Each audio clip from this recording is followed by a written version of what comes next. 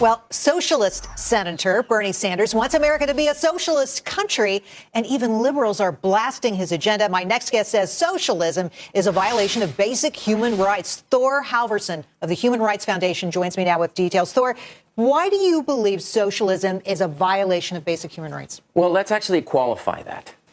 Countries that do not violate human rights can have socialist governments, and that's perfectly okay. If there are branches of government that exist and separation of powers and constitutional rights, you can have a country like Denmark or Norway or Sweden that's oftentimes have socialist governments, labor governments. That's perfectly fine. The problem is when socialism is done under an authoritarian government or someone using socialism as a mask, takes control of a government, claims that they're going to help the people and ultimately end up looting the country and ruining it.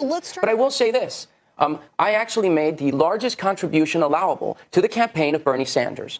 I made a contribution to Bernie Sanders' campaign. Yes, I believe because the Democratic frontrunner right now is unfortunately someone who has taken millions and millions of dollars from many dictatorships: Algeria, Bahrain, Qatar, Oman, Saudi Arabia, countries that execute people for being gay, countries that restrict all press freedoms, countries that in some cases ban Christmas.